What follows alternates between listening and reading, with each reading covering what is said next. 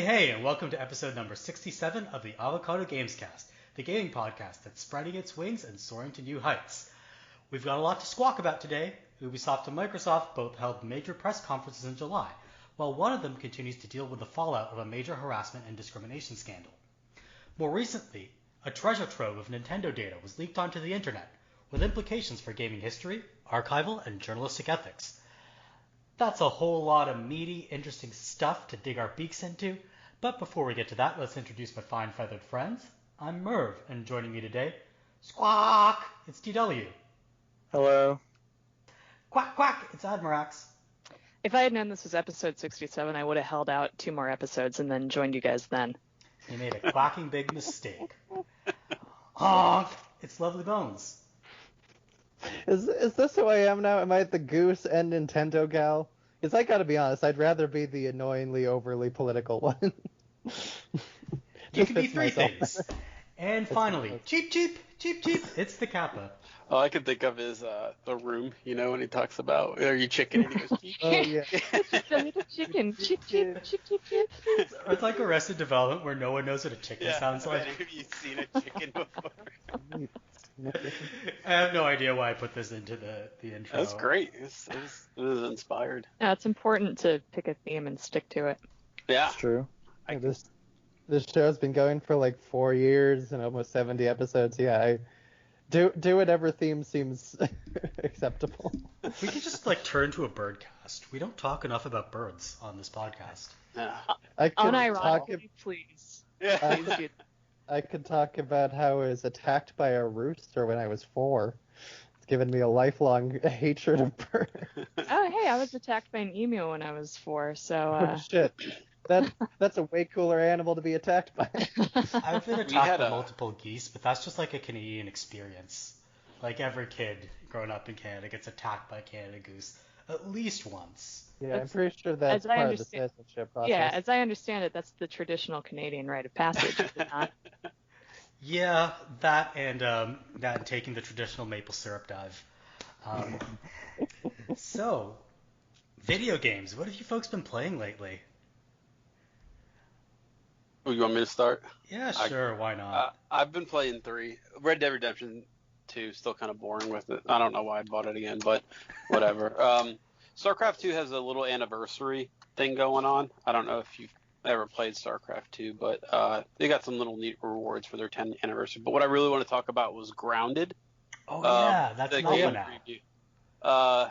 So I checked this out. My kids were beyond hyped when they watched the Xbox presser with it in there.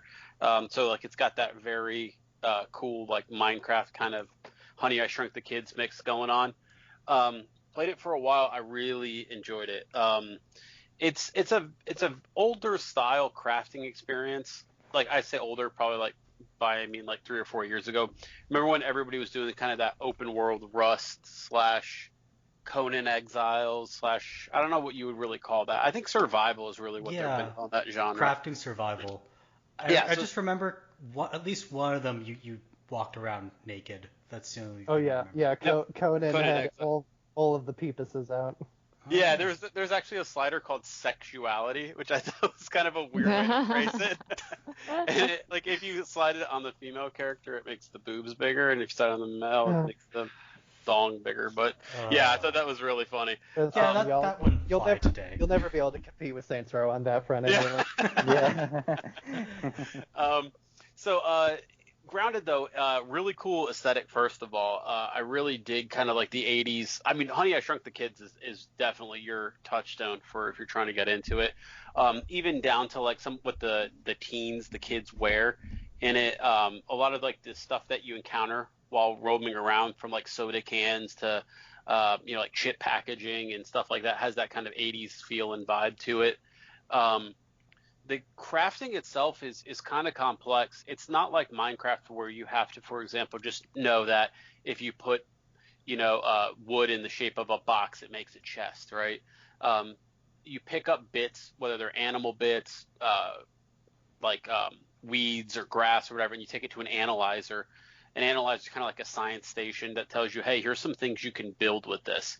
Your character also seems to get, I think they're called ideas. And so like if you pick up something, they'll go, oh, hey, I could use this as this or something like that. So if you pick up a glowing slime spore, you can think, oh, I can use this as a torch, basically. But later you take that slime spore back, and it's like, oh, you can build a wall sconce with it.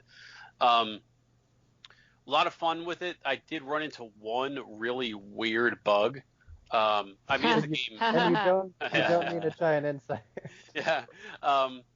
Where basically inside of my base, it just kept spawning nonstop larvae, which is one, really gross, and two, destroyed my entire base that I've been building for hours. I looked around the internet, and lots of other people have had the problem. At first I thought it was, remember back in the day of game demos where they supposedly didn't end, but like towards the end of the demo they just throw like stuff at you until you die, and then that would be when the demo ended. I kind of thought that's what was going on here, but nope, it just looks like it's a glitch. There is a spider slider. Have you heard about that? Yes, I've heard about I have not heard of the spider slider. That's by far the coolest thing about the game. It is amazing. And let me tell you, if you play that with the spiders without doing anything to them, you are a brave individual, because those things are terrifying. They move and act exactly like real spiders. They skitter. They rear back when they strike. It's terrifying. By the time I quit, I basically had them just being kind of floating blobs. I wasn't all the way on the spider slider. I was like 2 away. I basically took off their legs, and I found that made it a little bit better, because now you're just getting attacked by a floating blob. Yeah, sounds even more scary somehow. Yeah. The concept of arachnophobia mode is that you just have a slider that determines exactly how not spider-like it is. Yeah. The best way I could describe spider, like all the way slide to the right, is remember that old cartoon with the gloops? Herculoids? Yeah. It's fucking like Herculoids? By the gloops instead of spiders. They're just like these round. I don't know if I've heard of gloops, but Herculoids is what I mostly remember from like Space Ghost and stuff, but it's a great game. Well, it's the shell of a great game. There's a lot of cool mystery stuff going on there. How did you get shrunk? There's all these weird sciencey things. There's a lab and a robot and things like that. Most people probably finish the demo and go ahead. I was just saying that's really cool. I'm not really a survival game person, but I'm glad it has a lot of potential.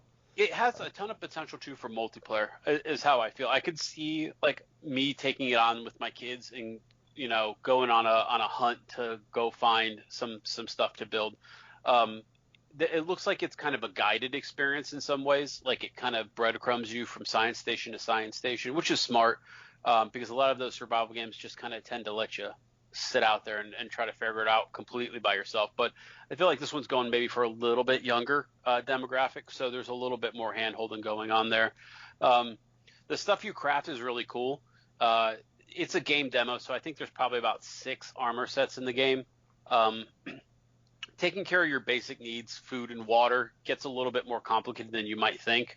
By the end, I was making aphid jerky and using grub stacks as a canteen. See, earlier when you mentioned spider sliders, I thought those were like food.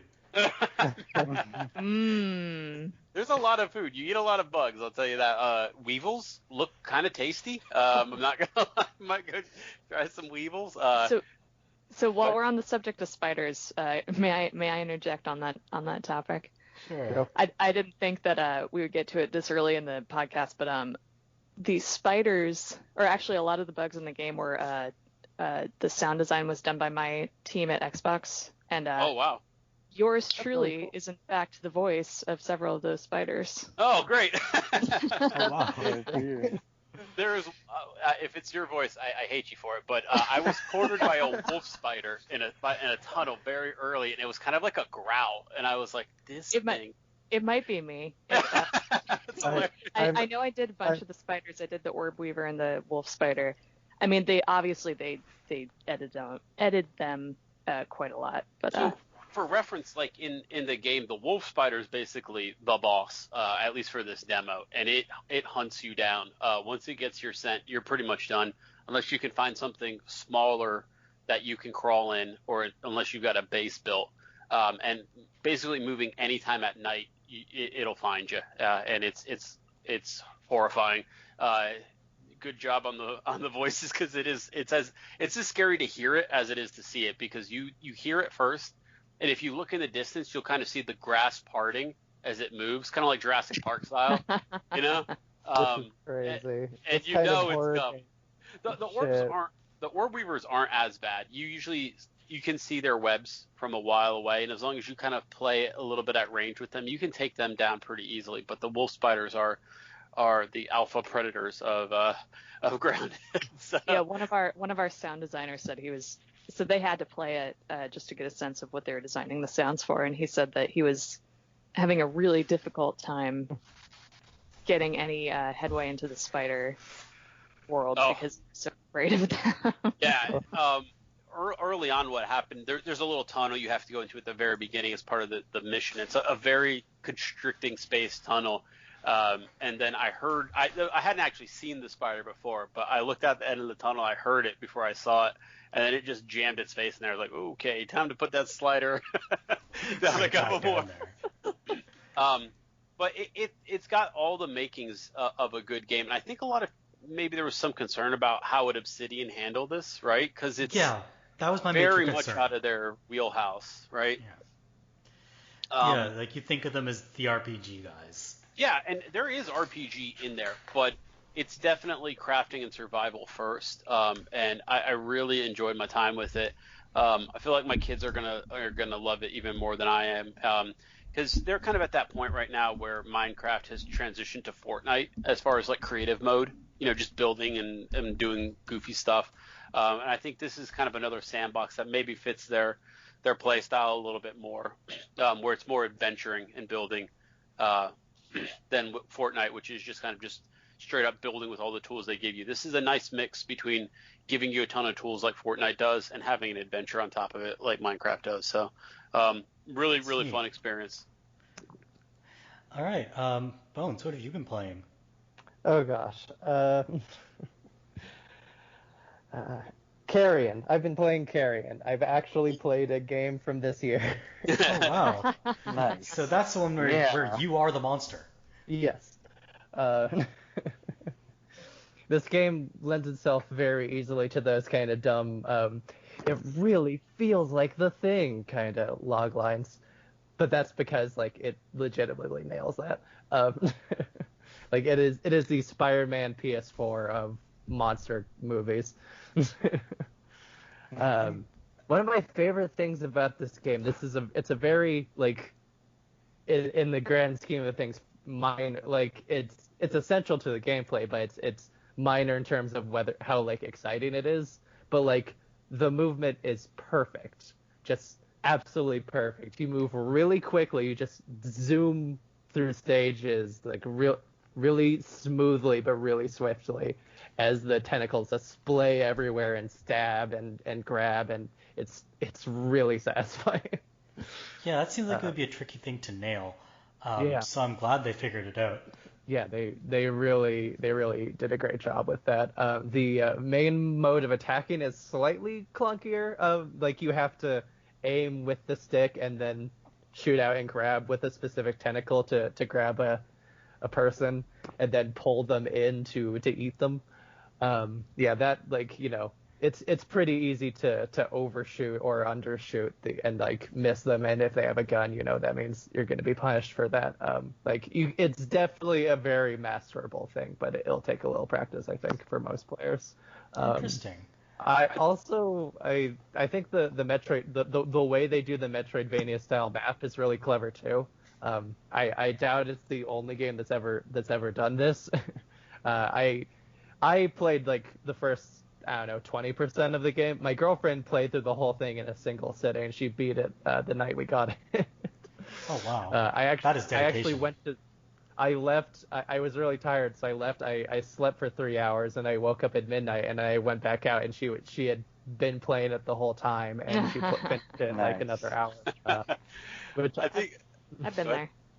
Sorry. Some of my favorite memes around it are like when they'll control like one of the guards, and like people Yes. are like, oh, how's the day? How's the family? They just start shooting the other girl. Like, it's very ridiculous the way that you can kind of like control and like take over a stage without even moving.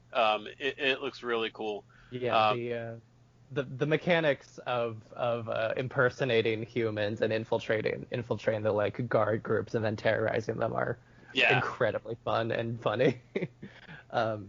But the map thing, I wanted to talk about that really quickly. Yeah, so it goes for a Metroidvania thing where you have this big interlocking map, right, and then powers that you unlock that help you access different areas and so on over the course of your progress. But the interesting thing about the map, and like I said, I feel like probably like Metroid Fusion has probably done this before. A game like in that vein, basically, like one of those like core innovators in this genre. Or maybe a Castlevania. But anyway, the point is like basically instead of having to backtrack in a traditional sense, essentially you're going forward along the routes in front of you, and eventually you will come back to a place that you will recognize as you have already been through here, but from a new area, a new angle of it, and that's like really, really cool and very like just a very exciting, like different version of that kind of So it's like a gameplay map structure. full of loops almost. Yeah, it's totally like you're linearly progressing through the whole like 6 to 8-ish hours, but that line will loop back over itself in all these different corners, which is very cool. Yeah, it's really clever design, and like sometimes you can kind of see it coming because you'll see a door that you can't get to, and you'll be like, oh, either that's a new area they don't have an ability to access yet, or I'll be coming from there. Exactly. Yeah, like an elevator or something like that.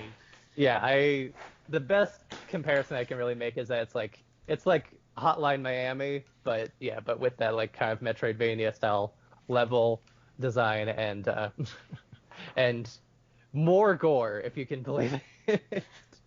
I can. They've put so much effort into the animations of you just tearing people apart. Oh, the sounds too. Oh, yeah, nice. yeah, the sound design is for sure. And I also want to say like the way that the enemies progress as you go through the game is also like it's very natural and very like referential. It's like, oh, there's a mecha like in Aliens. There are flamethrower guys like in The Thing. It's all very like stylistically indebted, but the escalation of that is very satisfying, of just how you never really feel truly disempowered, but the situations will get more escalated and more hectic and more complex. That's neat. Yeah. I find it interesting that this came out around the same time as the Destroy All Humans remake. It Yeah. seems like there's a resurgence of just killing everything because it's 2020. Yeah, what do you think that says about our current zeitgeist? I definitely could see it being a fill-in for what I feel like doing. Just kind of, I'd be willing to go out even if I was a monster right now. Just get out of the house for long enough to escape. I feel that. There's definitely a sense of catharsis of being frustrated with other people and wanting to be able to be a little misanthropic about it. I don't think Destroy All Humans gets to count for that, because that's just another example of Nordic, reaping the corpse of the THQ properties they bought, just squeezing every last cent out of it. Sorry. Yeah, they haven't been like super duper. I mean, apparently this is like a pretty good remake of it, but I don't think as a corporate entity they've been super respectful of the IP that they're now in charge of. No, yeah, that's a little easier to notice when it's a game original thing rather than a SpongeBob game with a weird cult audience. A cult audience that, to be clear, I'm actively a part of. Oh, yeah, you have a thing for like those old licensed mascot platformers. I totally do. I will hardly argue that they're all good, or even most of them are especially good, but they were my exposure to like basically like by courtesy of them like outright stealing. Not even being inspired by, just outright stealing. Like, they're my exposure to a lot of the things that like Mario 64, Crash Bandicoot, those kind of things we're doing. So yeah, that's I literally so I've talked about my Mario Oracle. It will be published by the time this episode is out. By the way, I swear it will actually. Yay! It'll actually Yay. be out this time. I hope people Something enjoy to it. read. Yes. But yeah, I have a little aside in that article that talks about how the first mountain level of Mario 64.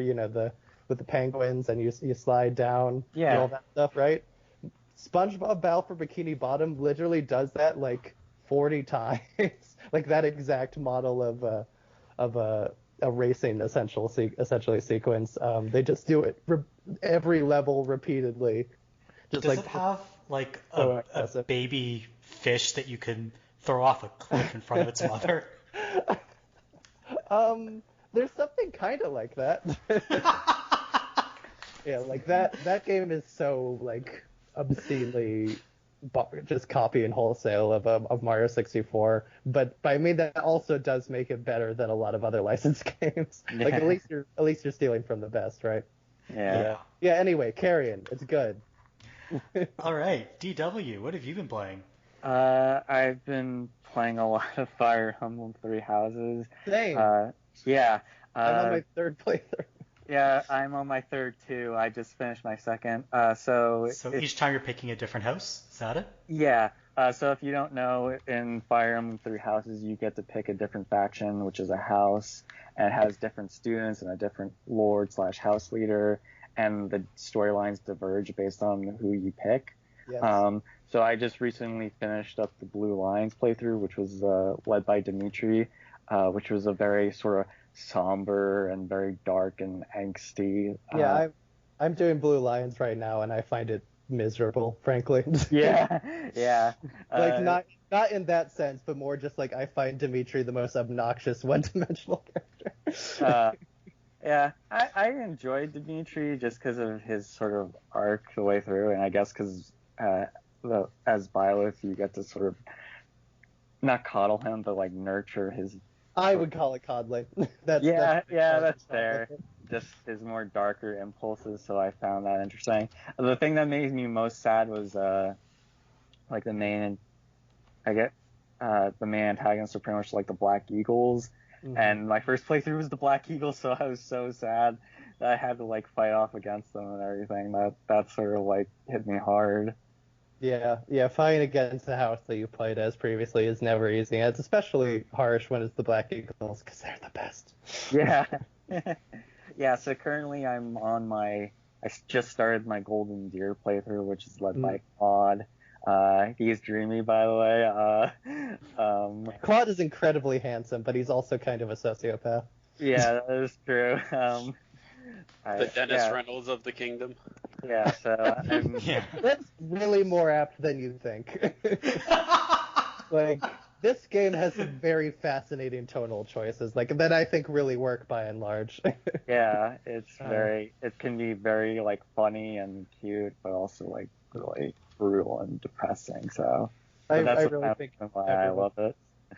Sorry, I really think everyone in this group should play this game, but I'm sorry for.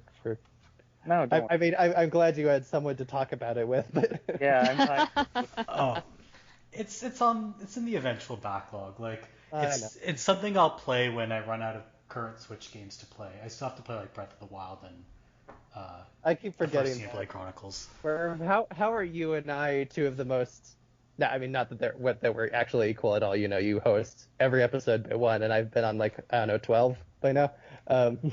But how are two of the most frequent guests of this podcast, and neither of us have played a second of Breath of the Wild? Like, that's kind of embarrassing. I haven't played a single Zelda game ever. I know you've said that before, yeah, but I also think it's more egregious for it specifically to not have played Breath of the Wild. Like, at some point I'll get around to it. Show, Hey, 2017 had a lot lot of games, okay? It did. And I also moved to the other side of the country. Right. And have since moved back. But yeah. Moving is a demanding process. My girlfriend and I are working on moving right now. We'll just be moving to a different part of the same city, nowhere near. Repeatedly crossing the continental United States, but it's still a lot. It's an experience. You lose a lot of gaming time when you move. Yeah. Like, you just don't play video games for a month, and then you're like, oh shit, what happened in the game industry for the past month and a half?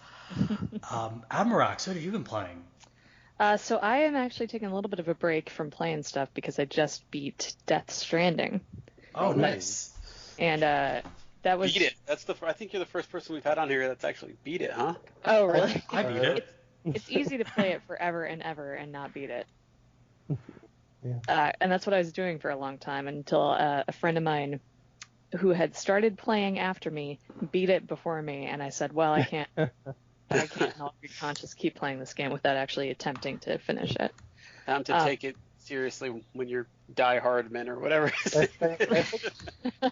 Look, we'll talk about Die Hard Man some other time. Look, I don't see what's so confusing about there being a character named Die Hard Man and also a character completely separate named Dead Man. What's so weird about it?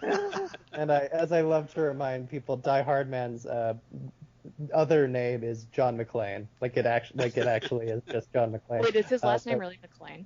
Yes. Oh, nice. I just think God it's funny dang that it, there's Kojima. like It's- Heartman and it's- Fragile and just like It's all the so names are. brazen. I love it. Oh yeah, the names are kind of like the worst and best part at the same time, if that makes any Yeah. sense. I mean, Like there are parts of this that are like legitimately good, and there are parts of it that are kind of like so bad it's good. Like My a perspective character's is full that, name like- being literally America. Yeah. Yeah. My take is that the cartooniness belying the nuance is like they benefit each other is my perspective, but I get that that's very Galaxy Brain. No, all I was trying- entirely agree. Actually, I think there's something about you know, you go through this really emotional scene with Norman Reedus, and then 2 minutes later you're watching him poop while an Yeah. advertisement for his show pops up on the screen. So Yeah. this tonal dissonance really would not work in so many other instances, but somehow it works with Death Stranding. I agree. All I was trying to say before was your thing with you needing to catch up to your friend out of, I don't know, spite or competition or whatever. Reminds me of what the situation with me and Wolfman this summer has been, where I beat 2 Dark Souls games back to back, and he was like, well, maybe I should get back into Dark Souls after like 5 years. And now he has also beat both of those games. I've actually picked up a lot of video games based purely on spite. I respect the hell out of that. I want to get that Maria Bamford quote about living for spite tattooed on me somewhere. Right. It's important. But yeah, so Death Stranding was great. I really enjoyed it. I had never played a Kojima game before, so I was really excited for Silent Hills. Obviously, that never happened. So Yeah, Death Death Stranding. Stranding.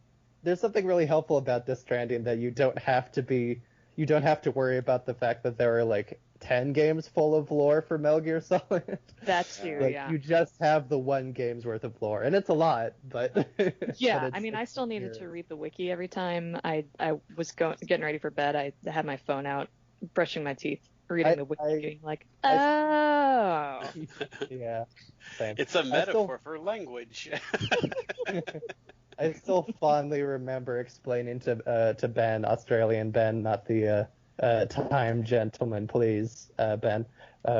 I fondly remember explaining to Ben how MGS has effectively 2 distinct trilogies, and those trilogies go 1, 2, 4, and 3 spin-off 5. Yeah. Just so funny. Yeah. Yeah, I think that you've probably got Death Stranding.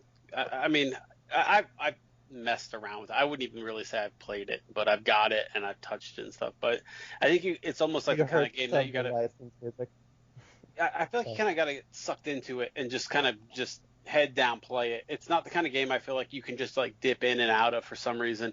There No. are games like Yeah. that, but I don't get that feeling with that game at all, and it just hasn't grabbed me yet. And I know maybe one of these times it will, but I get kind of worried with that game because I do want to play it before the entire ecosystem around the game dies, because I've heard that what other players do adds a lot to the game, you know? Yeah.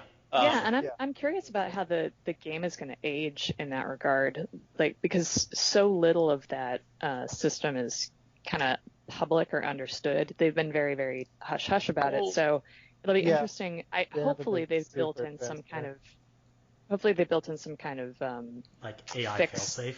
fix for that. Yeah. Yeah, that's Well- that's my understanding is that the way they've designed the like server intersection is supposed to help like be preventative of losing other players entirely. Famously, But I they don't know how true that is. They didn't do that for MGS5's online component. I'm not sure how much anyone's heard about that, but there was kind of an online campaign for nuclear disarmament in the game because Which just happened, by the way. right, yeah, they kind of realized that the game wasn't really being played as much as it had been, and a lot of the systems in place in the game were designed for lots and lots of people playing. But the few diehards that stuck with it realized that basically the game was kind of broke with who had and who didn't have what, and the realization that there was kind of a game-breaking economy that was fading out because less and less people were playing it.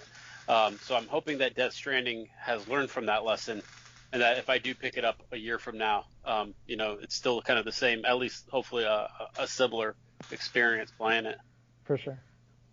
I will say that there's a lot about the game that you could just replicate with AI. Worst comes to worst, so it's not like super reliant on. It's all asynchronous, so it's not like super reliant on there being other people playing it at the same time. Mm-hmm. So it's there. One could conceivably build a failsafe in there. I think the one thing that would be missing from that is getting likes on your own structures, The thumbs ups. which I don't think has a huge part of the gameplay actually, but it has a huge psychological impact on me where I realize this is completely insane, but I feel like, oh, people aren't liking my bridge. They don't like me personally. Yeah, because you feel like you weren't helpful to someone, right? I know, like You this didn't is a very place your helpful bridge in a to useful me. spot. Listen, Demix. I am not Demix. I'm so sorry, Admirax. I am intensely confident that Kojima would never judge someone else for being neurotic. That man That's true. knows Good to what hear. the fuck he is.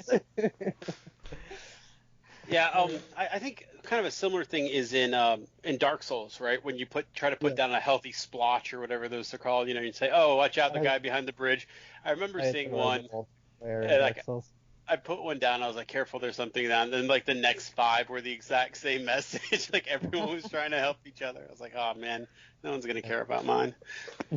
Oh yeah, you also see like I forget what they're called in the game, like signs or like emojis. You get like emoji spam in front of every in-game structure just because everybody wants likes. Yeah. They all put like little avatars up in front of every structure.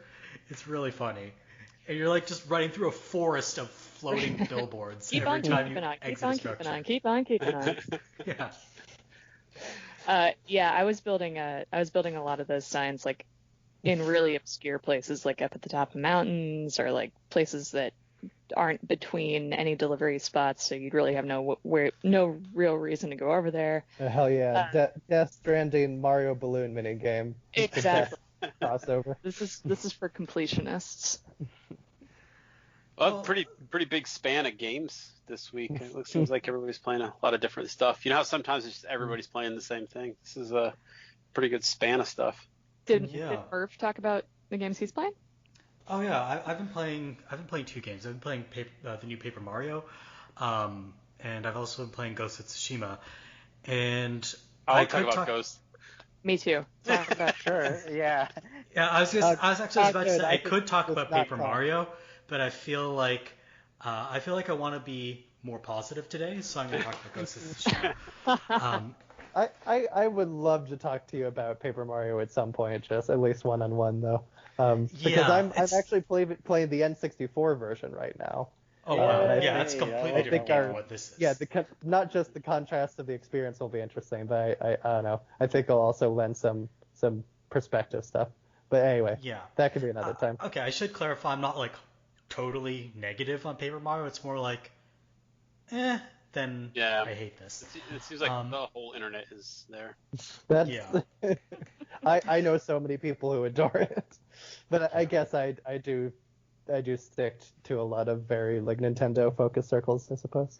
But anyway. Yeah, and this is not like a knock on Nintendo because I've loved so many of their games. Just this one's not really speaking to me. Yeah. As for Ghost of Tsushima, this game is something that I like. It's a game that I enjoy quite a bit. I'm not like obsessed with it or anything, but I'm having a good time with it, and I think it's partially because I haven't played that many open world games in the past few years.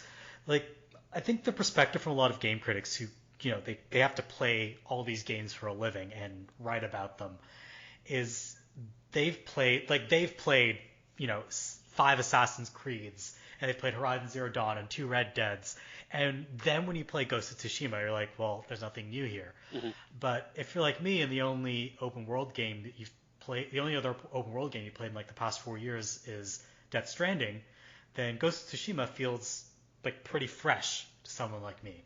And I know it's nothing that I haven't done before, but I had never had all those things put together in this way. Otherwise, it's like your fairly standard open world experience. You go around, you liberate strongholds, you upgrade your gear. There's a story that you follow. It's not badly written, not amazingly written. It's there, it works. Yeah, everything about it kind of feels like like when you go to a restaurant and you get a burger and it's just like a well done burger, not like cooked well done, but like it's a good burger. Like it's satisfying, it's tasty, it hits all the right notes. It's Those a good are burger. good burgers, Walter. Yeah, exactly. But I really think about it as kind of like that. It's not a steak, and it doesn't try to be a steak. It doesn't. It's just good game, a good game in the good sense of the word. I've watched a lot of playthroughs and streams of it, and it does just about everything right. It does everything well. I don't think it's a worn out genre. I mean, I think ninja games have kind of come and gone in phases, but it looks like it does some fun, fresh stuff with it. I can definitely see there's some annoyances with it, but nothing that stands out super big. The main annoyance is the camera. Mm-hmm. It's not like Sekiro bad, but it's pretty bad. But other than that, I think mechanically it's a very solid game. It controls well. It feels good to move around in the world. The combat is actually pretty satisfying. It is very. It's not super easy. Like, it really punishes mistakes, but it's not like. If you know how to work the system, then you won't make that many mistakes. That's exactly what I was going to say. It seems like once you learn one or two certain go-to combos, that unless you want to push yourself and get outside of that comfort level, you can do those combos the whole game, basically. I watched someone kick a boss to death using the same move over and over again. That's not a bad thing. It's just you got to kind of force yourself to learn and grow in that game. But I think that's kind of common for those types of games. You learn something that works, and then that's your fallback if whatever you're trying now doesn't.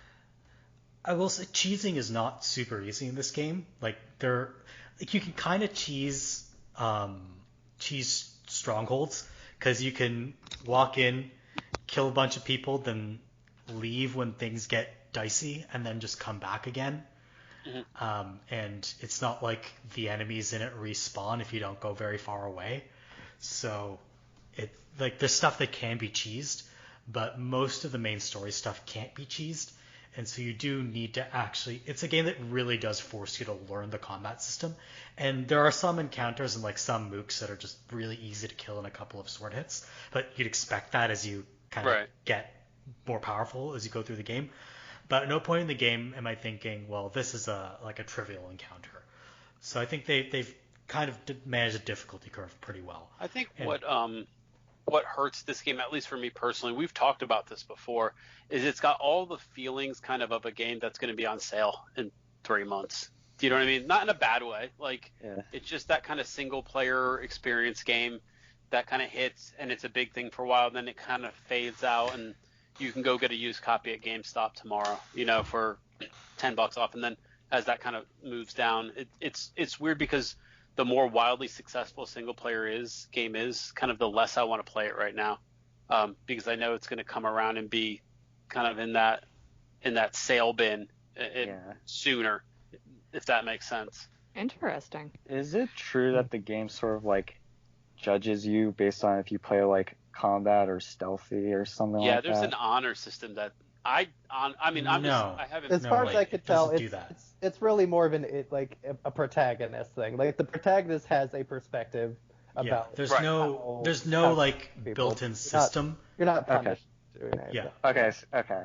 It's part of the that idea is part of the main plot, but it's not tracked by stats. Oh, okay. Yeah. Also, the impression I get is that the game doesn't agree with the protagonist's perspective on it either. Oh, it very much is not a game. It's very much like, okay, I really should put this in context. Like, I know there's been a lot written about whether or not the samurai fantasy in the game's accurate, and that's not. You can go read those essays. It's not really what I want to touch on right now.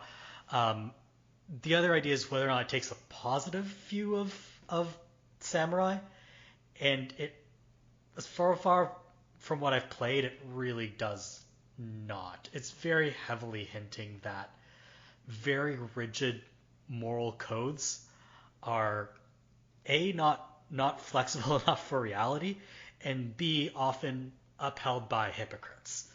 And that's just in the first act of the game. I'm sure that will be addressed later on throughout the game, but it's pretty clear that it's that the I should say the protagonist is kind of like, he's an above board pretty good dude, but a lot of the people whom he considered to be allies, you realize are morally compromised. So I think that's an interesting thing, because historically that is true. Like, yeah, even like Samurai knightly codes were kind of the same thing. People talk about chivalry like it was this whole overarching idea, and it just basically like, no, don't kill prisoners. Like that basically was like what most knights just kind of agreed to. It was like, okay, well, we'll just capture people in battle, we won't kill them, but that's about it. Like all the other stuff that we think of, it's not really like a codified thing. And I bet you there's probably a lot of romanticism kind of in the same way about the samurai code that may or may not be true.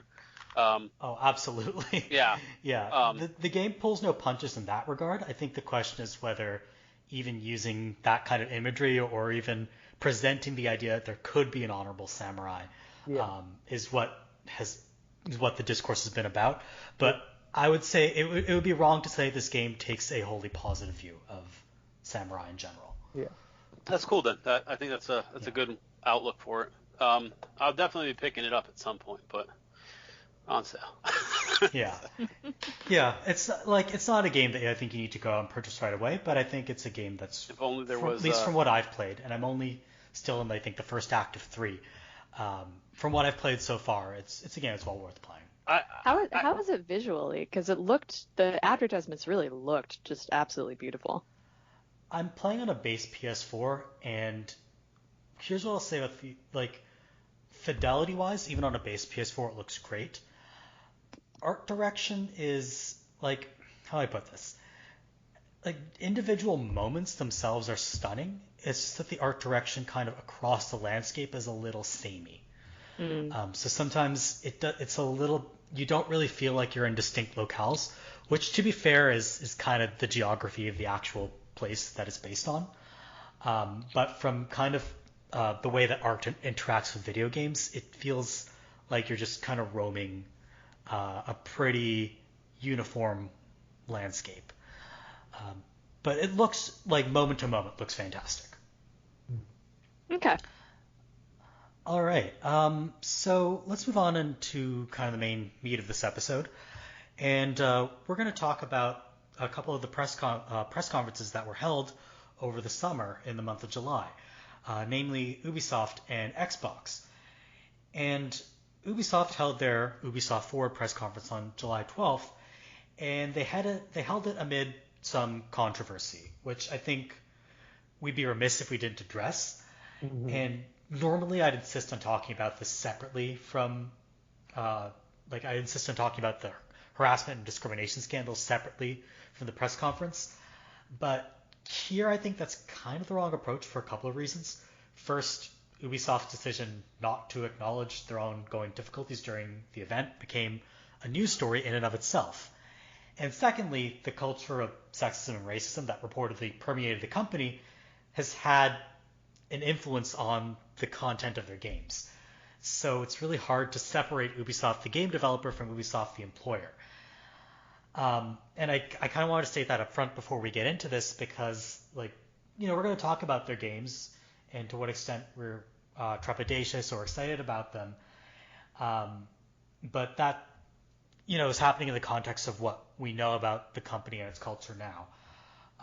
So I just wanted to acknowledge from the outset that there are serious allegations about the workplace culture at Ubisoft that we have discussed on a previous episode, but we're going to discuss more today. And regardless of how we feel about these upcoming titles, I don't think we really want to sweep those allegations under the rug. Mm-hmm. So in that, on that note, just before their press conference on July 12th, Ubisoft announced on Twitter that they wouldn't talk about the scandal during the show. And this presented kind of a range of reactions. I think there's kind of the reaction we can dismiss for being stupid, which is, oh, who cares about this? It's all about the games anyway, right? I don't think it's very helpful. Yeah. I think there's also kind of a cynical reaction, which I felt to some extent, which is, well, talk is cheap, and I just don't care whether or not they talk about it during the press conference because I want to see what the results of actual reform are, and they can say whatever they want, but unless it's backed up by action, it's meaningless. And then, like, on the third hand, like, no, you should talk about this because you have a responsibility to the wider public. Yeah, treating it as something that's not even worth the effort of just quickly putting in someone talking about it for a couple minutes, like at the last minute or whatever, like it's not a how do I put this? It's not a very encouraging message to send when you're already in the midst of such an extreme amount of implications about your company. Yeah, especially since the CEO's close friends are implicated in it. I think what I wrote in the agenda was, Yves Guillemot, you can record a goddamn cell phone apology video, and that would have been probably better than nothing. Yeah. It's frustrating because I feel like each studio right now kind of has its own, like, shittiness to it, right? I mean, like, you got the Activision shittiness, the EA shittiness, the Ubi shittiness. Now it's just kind of like different shades of, like, harder and harder to support, you know, lots of these companies. It's frustrating because, I mean, I went from very excited to, you know, lots of their stuff, and I thought they were kind of turning it around as a studio. They were giving their games a lot of support and things like that, and then for them to just kind of act like this isn't even an issue is really frustrating, and to kind of just, well, we don't want to temper the hype of our games with this news about how bad we are as a company. And I think you could have, like you were saying, you could have just embraced it head on and said, hey, here's what we were doing to fix it, and not shied away from that type of thing. You know, rather than just sticking your head in the sand and acting like it's not even a thing, just talk about our games and not all this. It almost made it stand out more in a weird way. And I think probably more people are talking about the fact that they didn't address it than had they addressed it. I don't know if that makes sense, but you get what I'm saying. I get what you're saying, and especially because now it's leaking out that, as has been reported by Jason Schreier at Bloomberg, and in a bunch of Twitter threads weird, Jason Schreier at Bloomberg, Cecilia D'Anastasio of Wired. Like, this sounds so weird now. And the Twitter posts of ex-Ubisoft employees. The Twitter threads of ex-Ubisoft employees. Thanks, Bones. Yeah. That's what I was alluding to. A lot of the culture at the company influenced what ended up in games. Mm-hmm. So you have, like, the chief creative officer. His name was Serge Asquet. And he would hold meetings at strip clubs, which, like, no. Yeah. Do that. And also... Even aside from, like, how, like, inherently that will be uncomfortable for more employees than not, like, that's also just embarrassing. What are you, a fucking teenager? Yeah, that's... It's tacky in, like, a frat boy kind of way. Stupid. And how would you even get work done? Yeah, exactly. Yeah. It's not a good place for conversation. The music's too loud. My favorite thing to do is to be simultaneously overlooking like a chart of sales over the first year, like from game to game, and also be motorboating someone. Great Right. way to get work done. Is it not just a little bit uncomfortable to be with your colleagues sporting a chubby? Right. Like, So when I taught English in Korea, I actually was brought to a kind of a special karaoke bar by my boss, and it was the most awkward thing. I couldn't wait to get out of there. I couldn't wait to leave. I don't know how people would think that's a good idea or how people would even enjoy themselves at those things. It's kind of just the worst of both worlds, but it doesn't excuse what they did. It's just like you wonder why more than anything. It's very strange. You know, like it serves two purposes, right? It serves the purpose of like excluding female employees, and also it's a way of kind of like the older or senior male employees exerting dominance over the other male employees, like, oh, you feel uncomfortable here? Are you sure you're not gay? Like that kind of nonsense. Yeah, it's entirely a power thing on all of those. It's like a power trip. Great. Right? Like, oh, you don't want to watch the naked ladies dance? Like, what are you? Like a wuss? Like that's exactly what it is, and it's gross, and it really is not appropriate. The other thing that I wanted to mention about Ascoet is, as the chief creative officer, he had a lot of control over what got greenlit and what didn't at Ubisoft, and it's coming out now that he was the main architect of Ubisoft pushing towards open world titles with strong male leads. And yeah, like there's an exact quote related to this. Does anyone want to share that? Because it's I don't remember it. I'm sorry. I'm sorry. Yeah. That's on me. I should have had it prepared. But yeah, he like along the lines of basically he's not interested in games that don't have like strong white male leads. Right. Yeah. So you end up with specifically that led to Assassin's Creed Odyssey was a game that was apparently built from the ground up with the Cassandra protagonist, and he insisted that they retrofit the Alexios male protagonist in at the last second. It was unacceptable to have an exclusive female protagonist. That's weird. That should be like offensive to kind of everyone, right? Yeah, because it's offensive to the developers and to like people who think that a game with a female protagonist can't stand on its own. It's kind of offensive to people who would want to play as a male protagonist because they can just throw in, like, you think you can just throw this in at the last minute and it'll be acceptable? Like, everyone should be offended by this, right? Yeah. On top of that, it's just, that it's a full-throated assertion of women's inferiority. It's also just deeply talking down to so many people. It's just saying, like, you're going to be satisfied with this crap, right? Yeah, exactly. Yeah, the thrown together quality of that aspect of it, and also just expecting, such a substantial portion of your audience to be the kind of person who can't handle playing as a woman whatsoever. Some exist. Condescending. What I think of too is Ubisoft was one of those first studios to really put, like, at the beginning of their games, like, remember they had that announcement, like, this game is made by a diverse set of creators. Multicultural creative team. Yeah. Like, and I always thought it was the most just shallow, like, forced thing in the world. Like, I always kind of thought like it was a legal disclaimer, like, don't be mad at us because of how we talk about, like historical creatures almost. Yeah.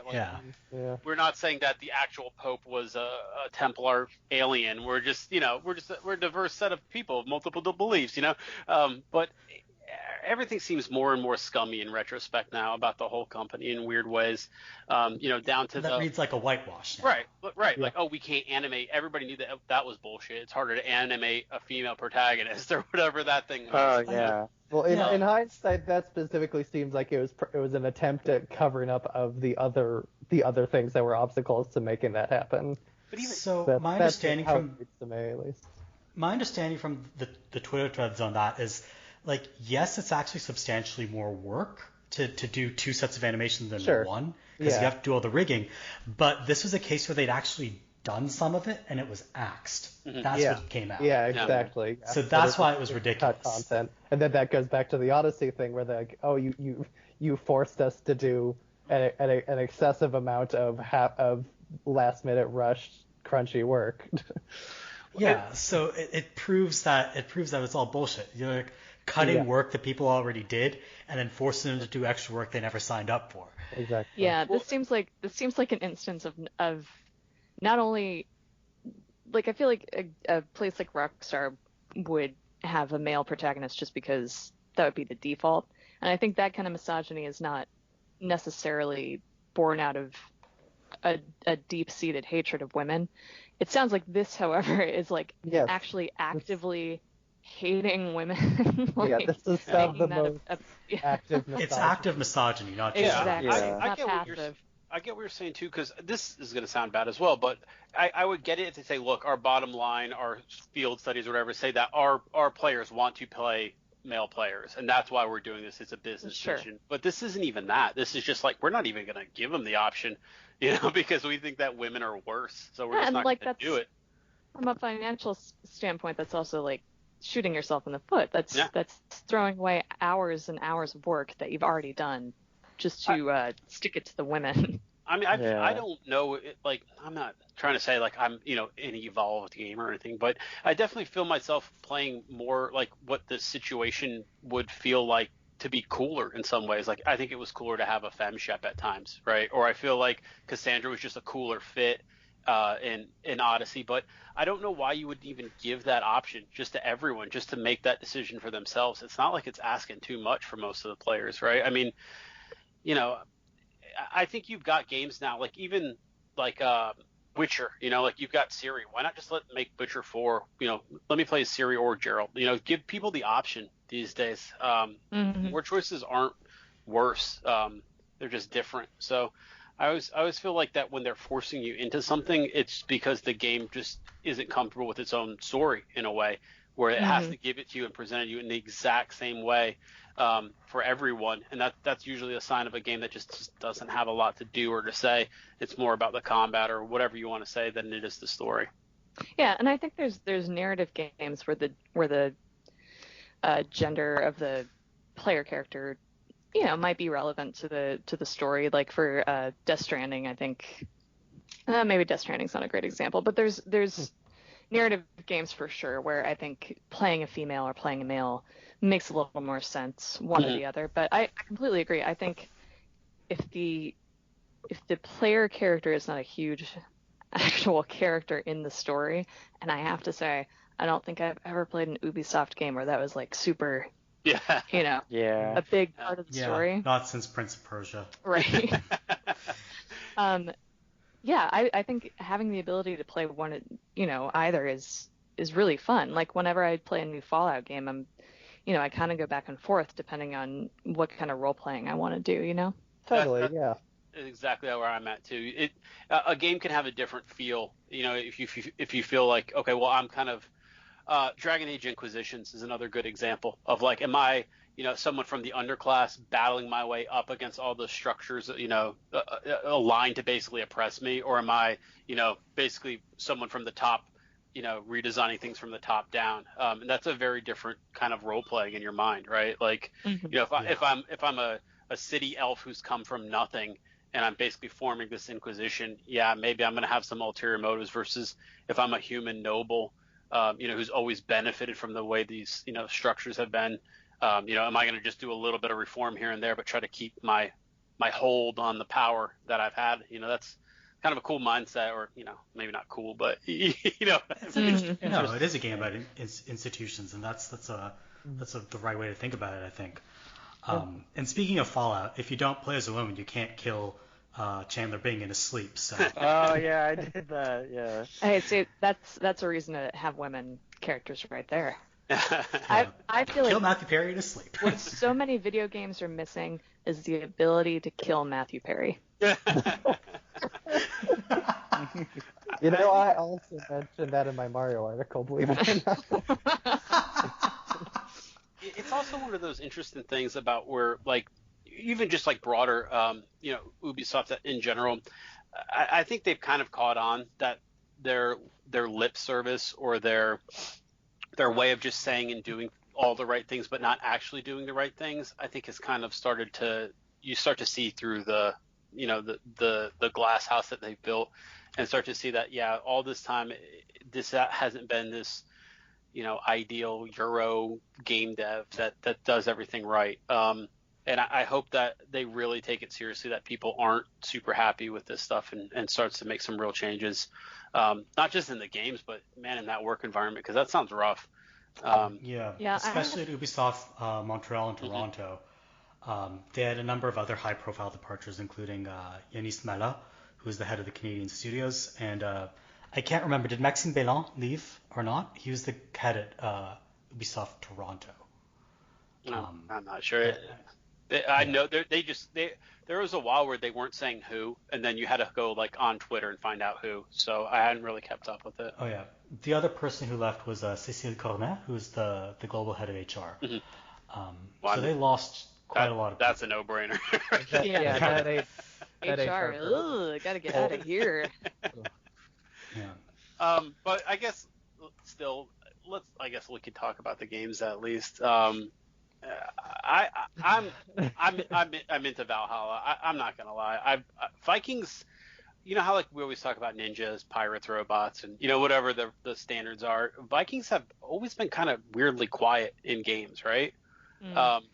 So I'm interested in it. Like Banner Saga, I guess. That's Banner Saga.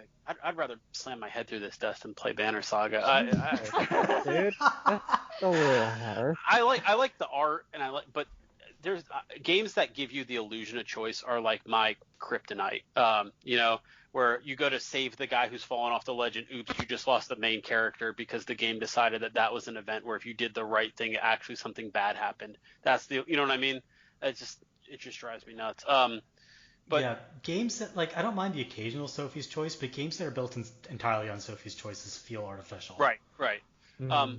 The combat, I think, in Assassin's Creed has always been a weird weakness for a game that has so much combat, right? And I think that Odyssey and Origin kind of got the right idea, but they put too much of the combat into stats, if that makes sense, right?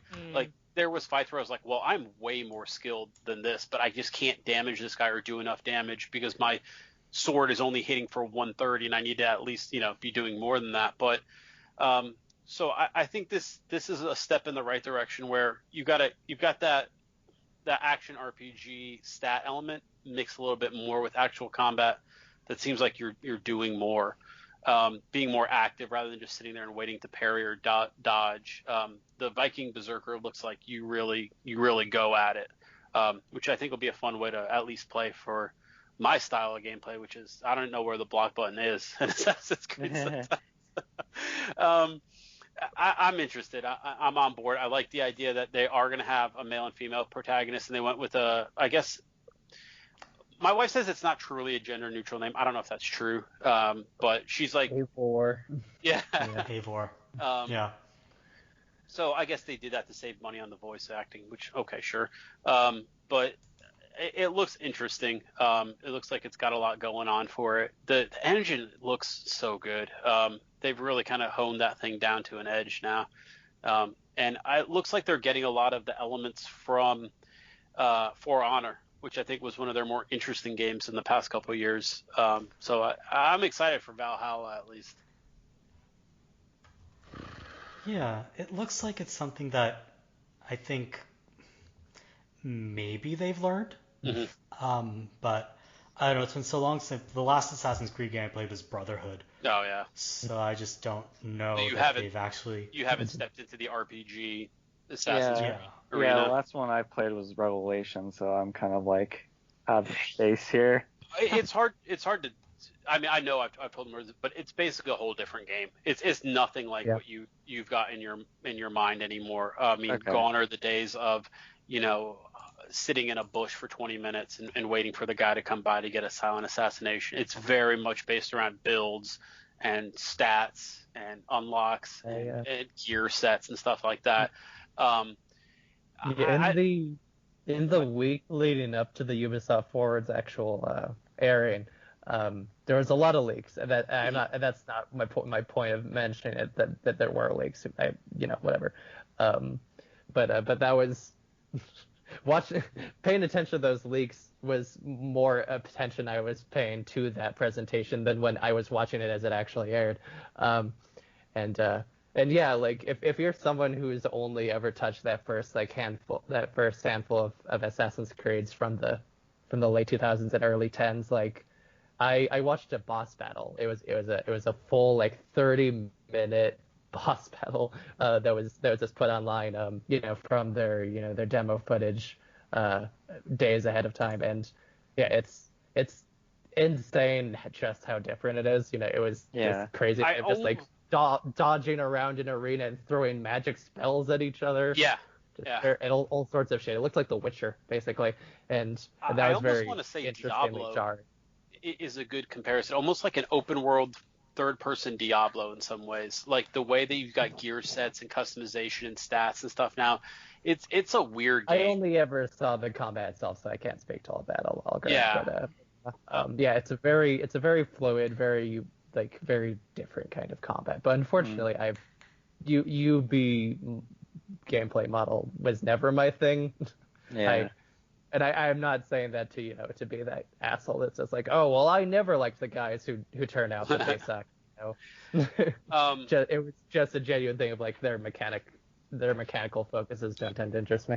Yeah, I think that's kind of where I'm at as well. They've got a house style. It's very Marvel, right? It's very much like whether you play Assassin's Creed or Watch Dogs, or for a while it was everything has to have a tower that you climb, right? And now it's kind of like it's kind of come around in other ways that they definitely do have a house style. And if you're not into it, I'm not going to convince you, but and supposedly they're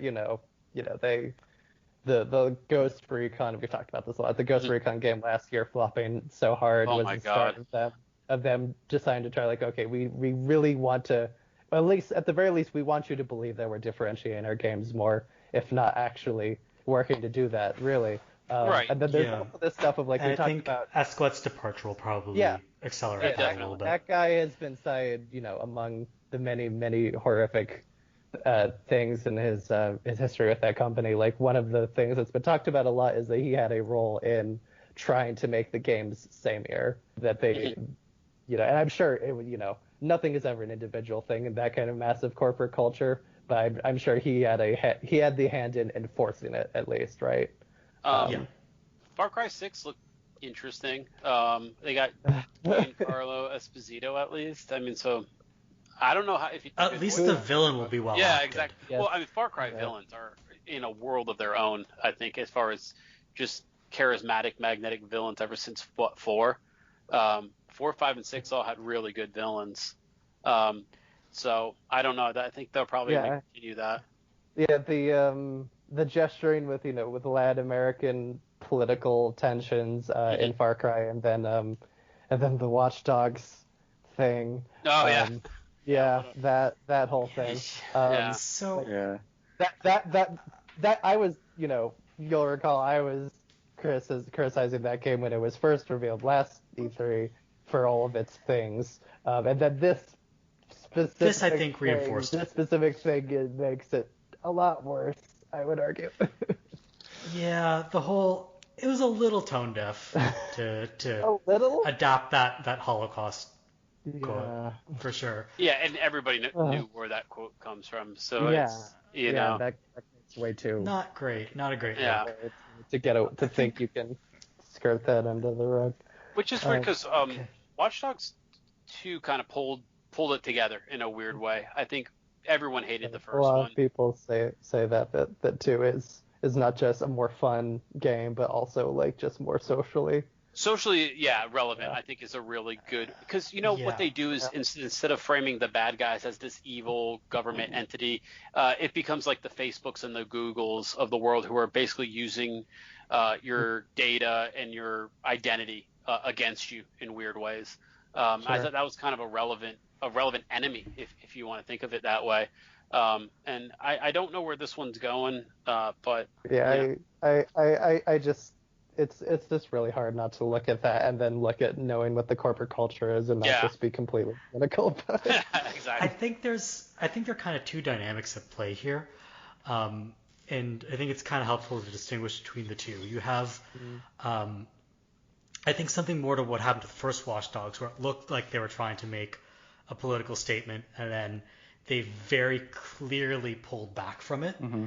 And that's the vibe I'm getting with Legion. And I think there's also, like, you have Clint Hawking going up on stage at E3 2018 and all but saying that this is a political game inspired by political events. But then you have Ubisoft execs, I think it was actually Tommy Francois, who said, no, this is not political. And you have, like, the executives undermining the creatives about what they're saying about the games they're making. And I think I trust the creatives more than the executives on this. Sure, but you also have this aspect of these executives who can enforce decisions, as repeatedly evidenced by this record about. Oh, absolutely. Yeah. My point is, like, you have like the game itself kind of pulling back from saying more interesting things, and you have this almost even worse thing where somebody's lying to you.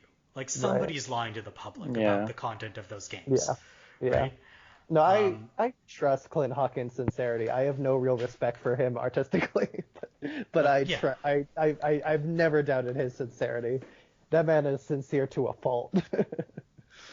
Yeah, I think that's why I get super.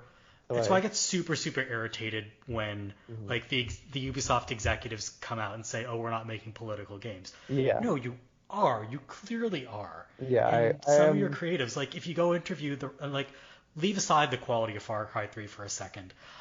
When the writer of that game is flat out saying, "I was trying to make a political point," you can't, bring an executive out and say this game is not political.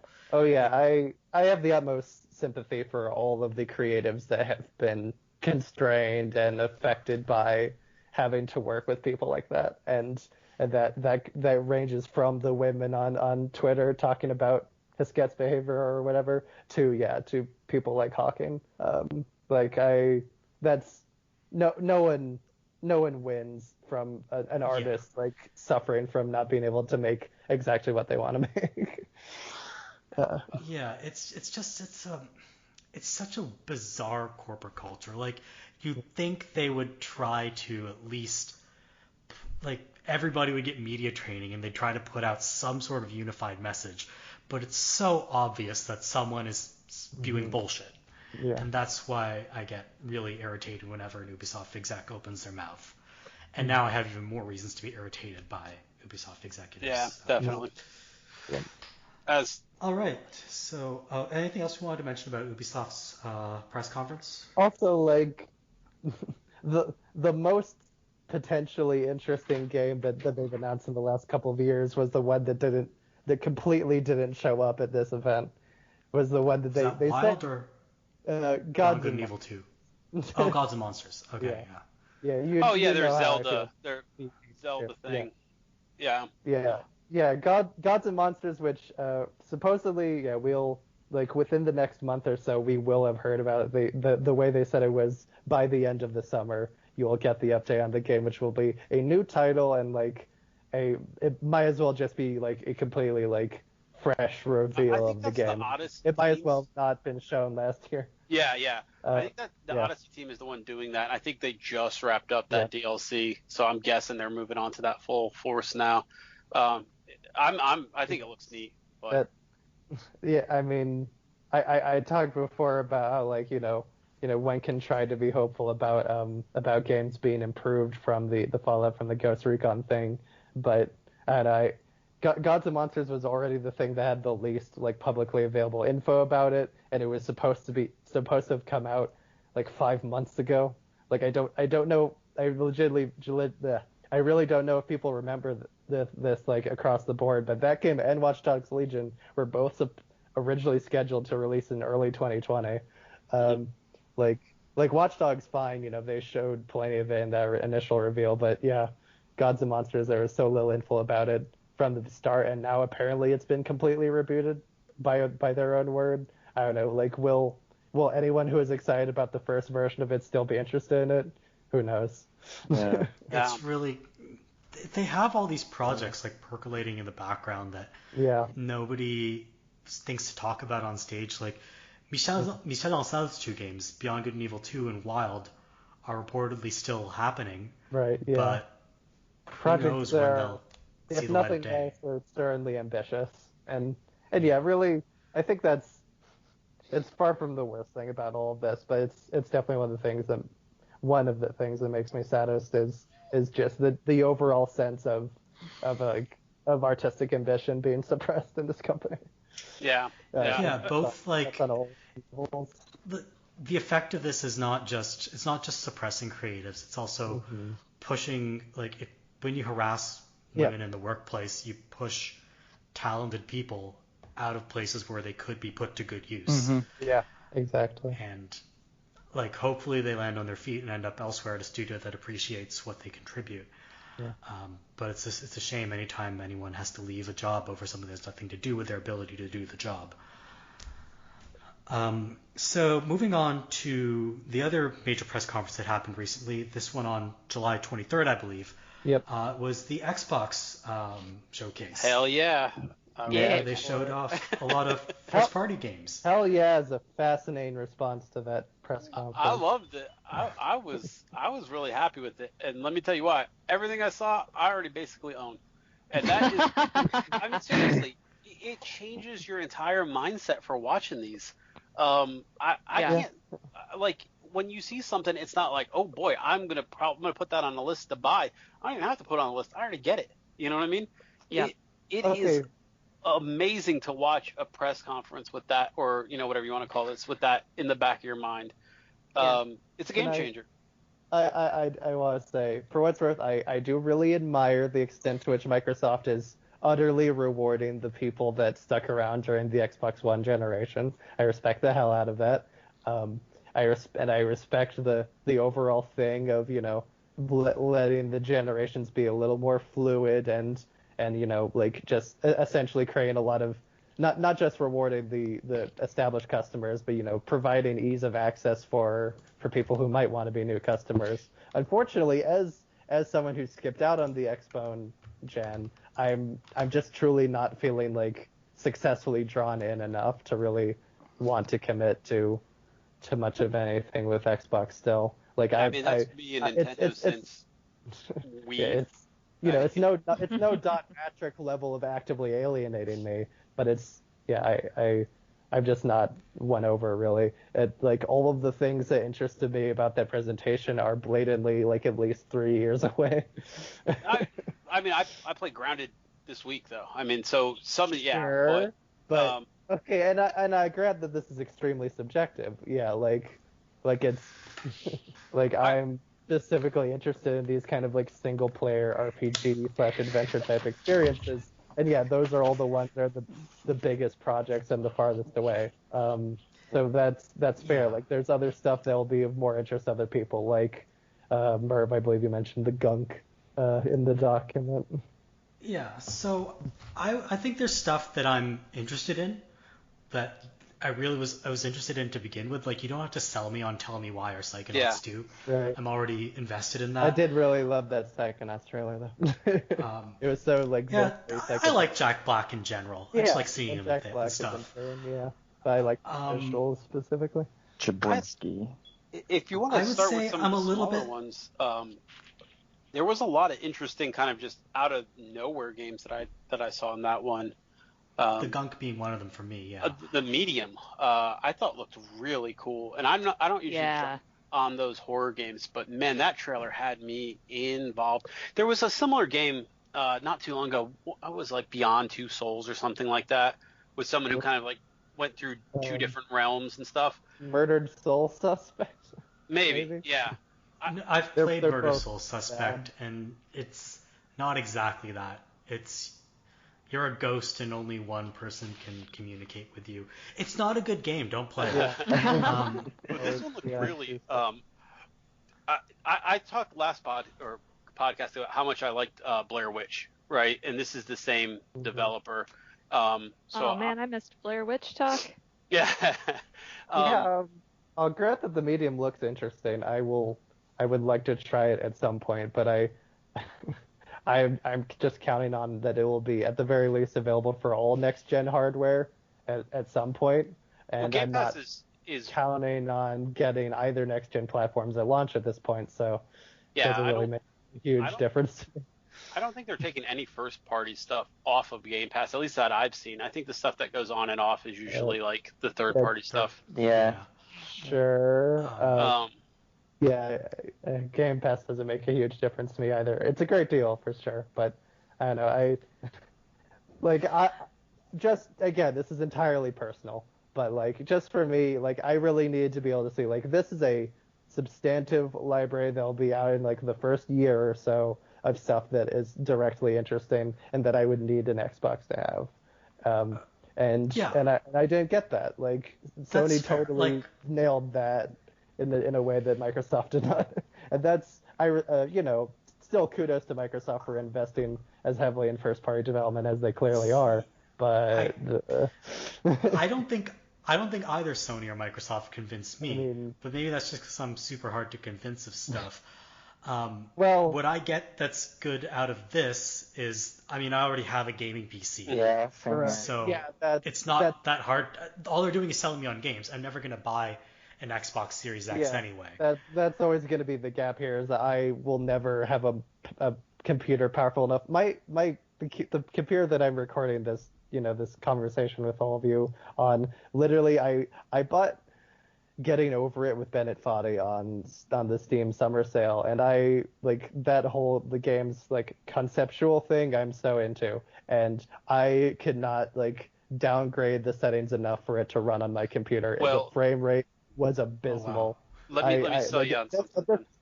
No, I'm not interested in more powerful computers. No, period. I'm it's not. Not that. It's not that.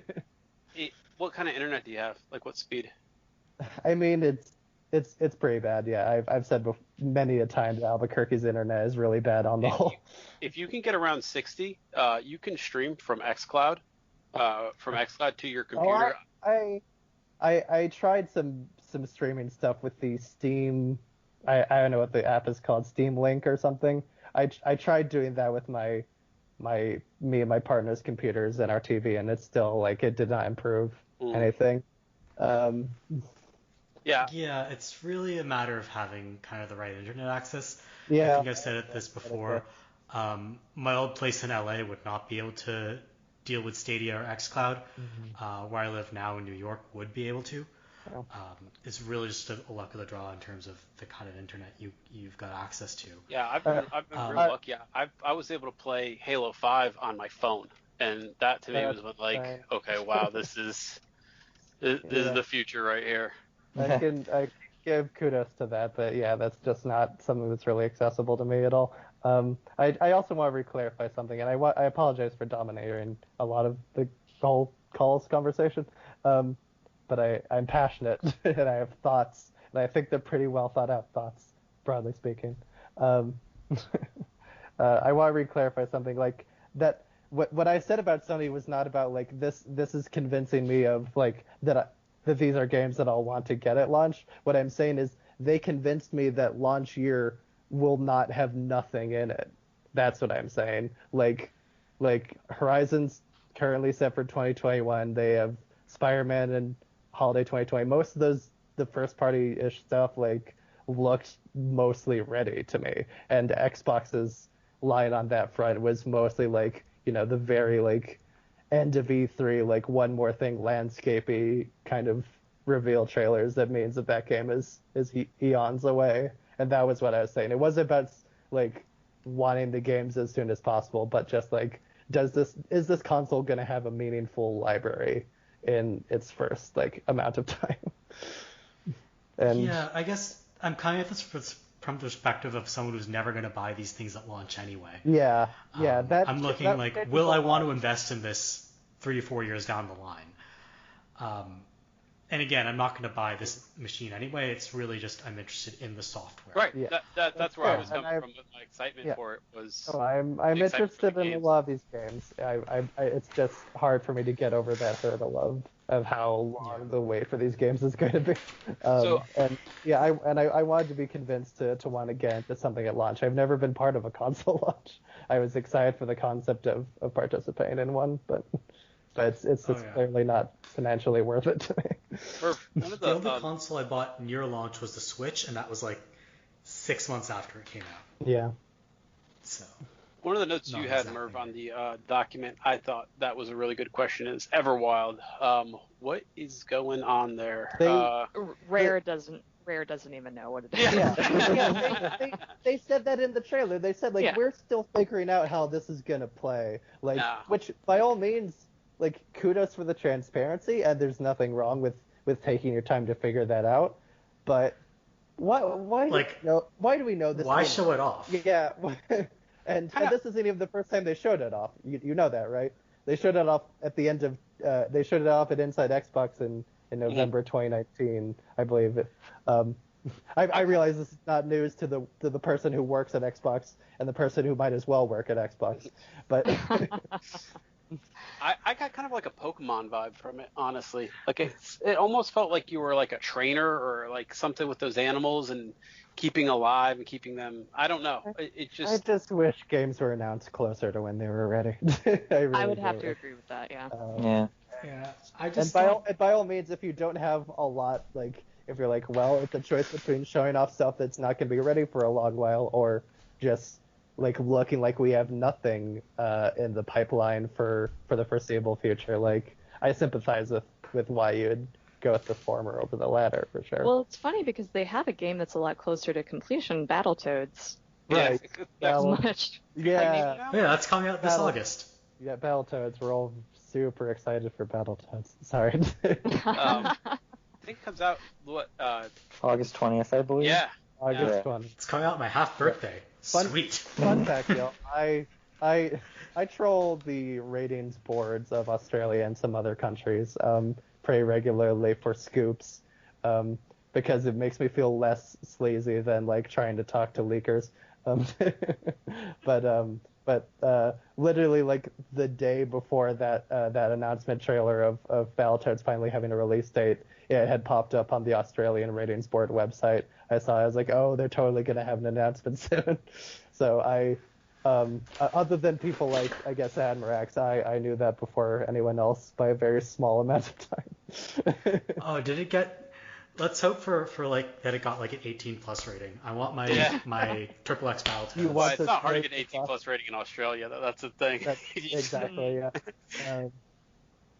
Just give the toads drugs, and there you go. There was one thing I did notice, and I'm not ready to call Microsoft out on this, but there was kind of the idea of hey, everything that's coming out is going to be Game Pass or is going to be Play Anywhere Game Pass.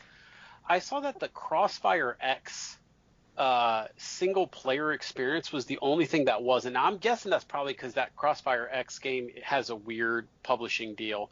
That game has actually been out in Asia, I think, forever, and it's extremely popular there. Yeah. So I'm wondering if there was just some kind of deal there, and that's why that couldn't happen. But I think there was this big thing online about people saying, oh, they're already going back on that, and I think that was cited as one of the few examples of games that weren't hitting Game Pass. And I mean, honestly, if that's what it takes to get these weird, very niche deals, because I'm imagining there's going to be some JRPG kind of stuff down the line that's similar, I mean probably Fantasy Star. Fantasy Star Online Next Gen Edition. I think that's okay if that's going to be the actual honest to God console exclusives or those types of games. I don't want it to happen with Halo though, which has had some good announcements since then. Right. Halo's multiplayer is going to be for everyone. Yeah, the weird thing about Halo Infinite is so they've announced that multiplayer will be kind of this free separate thing. Mm-hmm. What's weird about to me is I still don't know how I feel about after seeing that footage. The semi-open world thing, yeah. Yeah, I don't know if I want semi-open world Halo, but they've clearly, when you show you the gameplay in motion, it clearly looks like Halo, Mhm. like the thing I enjoy. But Sorry. like, I don't know if I want Halo with a big open world map, if that makes any sense. I think that's fair. I think the open world pitch is very organic to how a lot of the levels in the series have worked up to this point, and often those are the ones I liked the most, personally. So Yeah. that's kind of where I'm at. But and you know the way they've since, you know, the presentation of it could have been better, and I'm not talking about like the graphics or whatever. I don't care. Yeah, about I that don't. shit. I'm sorry. Yeah, I don't really But- get that because it didn't look It did look bad. notably Yeah. terrible The problem to me. with the people who are harping on the graphics is they're comparing screenshots, not gameplay. Right, yeah. And that's always like a false dichotomy for me when you take a screenshot totally out of, you know, any kind of context and say, look, this screenshot doesn't look the same as this screenshot. That's not always how it works, you know? Yeah, they're picking out things you'd never notice in Yeah. motion for sure. But Especially- yeah, I just in terms of just like selling, like really like clearly conveying really what the experience of this game is, I think they could have done a lot better. It just wasn't very well strong in its communication. It really was just like zeroed in on showing like, yep, it's still Halo, and also there's a grappling hook. I think like you kind of have to put this in the context of the history in which 343 is operating. Right. There's a lot of skepticism that they've changed Halo too much. Right. And I I don't know. I it's haven't kind of played bad 4 or 5, marketing. so I can't speak to that really. But I think they're just trying to get the deserters back on board. Yeah, I don't know. Yeah. I think you should. I don't know if that's the right strategy. I think you should be focused on just selling what it is, regardless of how people will receive it. Yeah, like if you have to hide everything to be able to say like, yep, it's back to the old Halo. I don't know. I don't think that's better.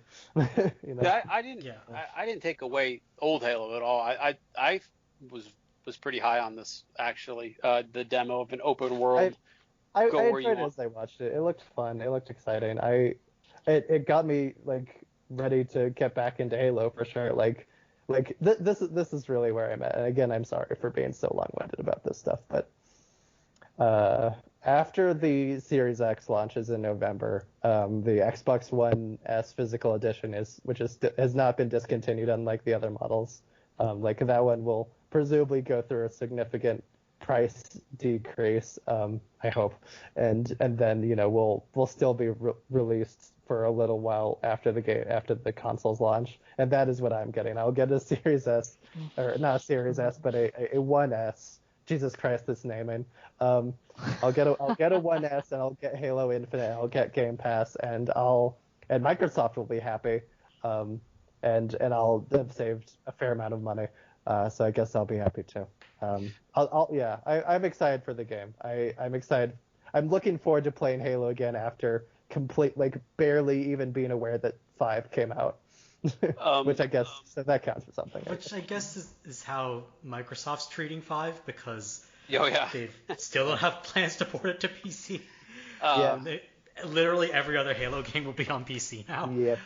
There was That's a 1 second clip, I think, in that trailer that got me more excited than anything. And it was when they brought up the map, right? There was a scene where he brought up the map, and I was like, oh, that's how this is going to work. So basically the open world part is, you can roam the whole Halo, it looks like. And then there's different little divergences. Like I think he cursored over one, and it said something like silence the air attacking guns or something like that.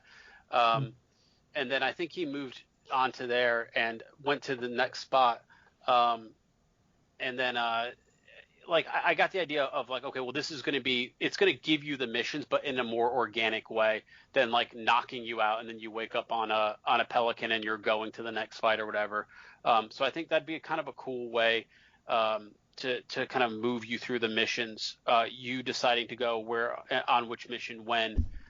Giving you the campaign kind of in a spread out way, I think was a cool idea. Yeah. Other than that, I mean, there was a lot of stuff I think at the show that was announced, but we didn't see a lot of the new stuff. We didn't see Coalition, we didn't see Initiative. No, it's still a complete mystery what Initiative's Yeah. working on. The rumor was Perfect Dark, a remake of that. Yeah. And that's what I thought Medium was the trailer for Medium was going to be. But And Ninja Theory just did Senua 2, right? They didn't talk about Project they didn't talk Mara. about Project Mara at all, which I was pretty bummed out about. Yeah, I guess so. I wonder why. I am excited. I'm really really excited to see Stalker 2. Yeah, Stalker 2. I forgot all about that because for some reason they started showing it, and I thought that State of Decay 2 was Stalker 2 at first. And then, like, does that make sense? Because I saw it was in this snowy area and everything. Right. And I saw the zombie, and I immediately thought, man, Stalker 2 looks great. And then it said State of Decay 3, and I was like, all right. And then I forgot that Stalker 2 was announced, but so I think pretty much everybody who played Stalker has a very love-hate relationship with that game. It is the buggiest piece of crap, but when it works, oh man, does it work. Well, that's why my friend is a huge fan of it, but I never got a chance to play it, so she just kind of described it to me, and so I read up on it. Now I'm really excited for a game that I have absolutely no initiation into, but that trailer, I'm kind of over the Chernobyl thing. I think that's been kind of overdone in the past couple of years, but that being said, Stalker 2 gets grandfathered in. Yeah, it definitely does. I think it's kind of set up that whole let's go back to Chernobyl type gameplay where Metro kind of lived in, and then lots of other games. But I mean, I think Call of Duty has a Pripyat. I don't know how to pronounce it. Whatever. Pripyat. Yeah, they have a map like every single Call of Duty set there.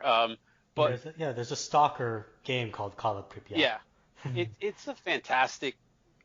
It's hard to explain it because the genre has moved on so much without it, right? Because the first one was just such a headachy, buggy mess. But it's that style of every bullet counts. The stuff you find is really valuable. There's people who are going to either help you or betray you or hurt you or things like that.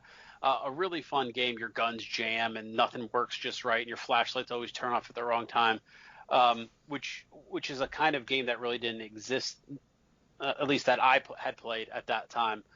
Now it's kind of more of a mashup of like a horror survival game series. But Stalker 2 looks. I mean, if it's anything, if they can pull it together, they can just basically remake Stalker 1 without the thousands and thousands of bugs that it had. I think it's gonna be a hell of a game. Avowed, whatever. I'm excited for Avowed. I think it looks like it has Avowed. promise. I need to see more of that before I could have a concrete opinion. Yeah, exactly. Yeah, and you will never sell me on Avowed. I'm really? sorry. How come? Interesting. It's set in the pillar setting, and I just hate the pillar setting. I think it's dour and boring. B, I'm just over that kind of dark fantasy nonsense. I'm glad that people are up for it. It's just not for me. Yeah. So if you're not really into dark just not for fantasy, me how do you at feel about Fable? I have never played Fable growing up, so I have no investment in it whatsoever. I'm glad people are excited for it. It's just not, again, something I'm eager to jump on board. I'm broadly optimistic for Fable, which I feel like I've always said about Fable. Yeah. Well, Peter Molyneux is no longer working on true. it. So. But Fable is almost the kind of game where you needed the tech to catch up. Like Fable 2 delivered on a lot of what Fable 1 said it would, and then Fable 3 kind of delivered a little bit on what Fable 2 said it would, but just in a way that nobody really wanted. Did its own thing in the interesting way possible. But I mean, I like that Fable's still going to get a chance to be a series because there's not a lot that does what it does. Yeah.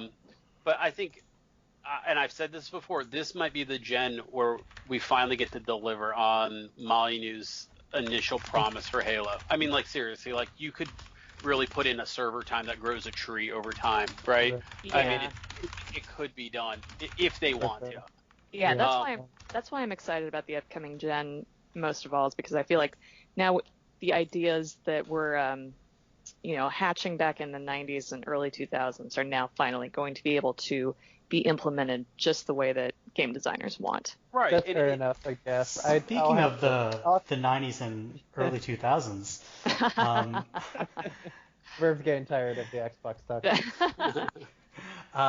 we have one more thing we wanted to talk about, which is the big Nintendo Gigaleak of stuff that Nintendo's working on in the 90s and 2000s that got uploaded to 4chan in two real. huge dumps of data. L was actually real, y'all. Luigi was in Mario 64 all along. He actually was. I can't fucking believe it. Yeah, he's here. He exists. I mean, Far from the most interesting thing that came out of this, but also like, come on, how can you not start with that? It's the perfect meme.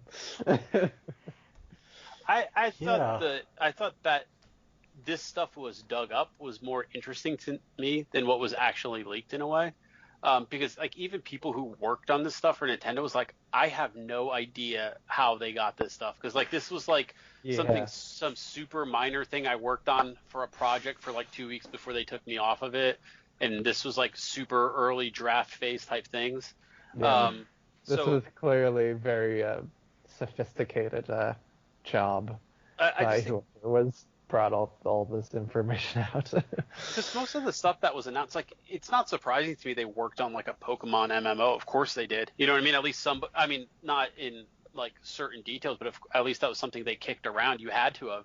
I mean, it was the most popular thing at the same time. World of Warcraft was the most popular thing. So yeah, somebody somewhere is on some team trying to figure out, hey, can we put these things together? But that game sounded just bad. Yeah. Yeah. So I'm so There's glad a reason that it got didn't come scrapped. out. Any Nintendo game and online, that's where that kind of sucks for me.